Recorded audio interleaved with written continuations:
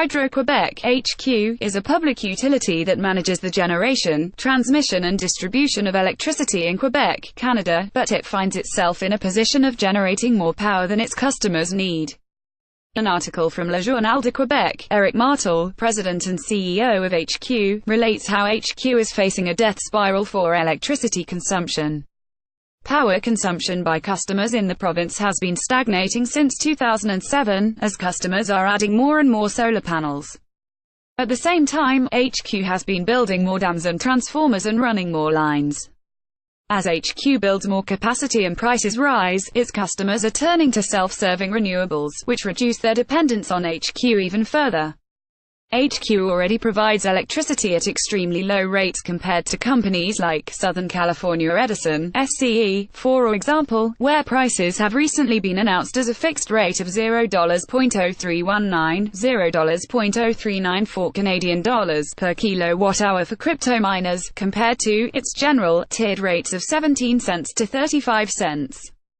As Quebecers consume less electricity, Martel is looking to find more creative ways to attract high-energy users, like Facebook, Amazon and Microsoft. HQ is currently selling 450 megawatt-hours to computer server companies. In 4 years the goal is to sell 6 terawatt-hours in general and another 5 terawatt-hours for crypto mining, the equivalent of nearly 2 million American homes. Francis Poliot of the Satoshi portal in Montreal tweeted that HQ is looking to attract enough Bitcoin miners to consume 5,000 megawatt-hours of electricity, the equivalent of 4 million Bitmain S9 mining servers. Between the cheap electricity and cool climate that would make temperature maintenance even less expensive, it is looking like an attractive option, but it does raise some questions. HQ cannot simply add mining to their own business model because there are specific legal mandates that prescribe what they are allowed to do as an entity.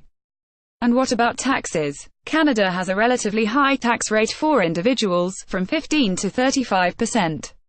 Its corporate tax rate was comparable to the US before the recently enacted US tax reforms, ranging from 28 to 33%, thus making it important to look at the entire financial picture if considering a move to Quebec for power. Bitcoin mining is a crucial component of the objective of power usage in Quebec.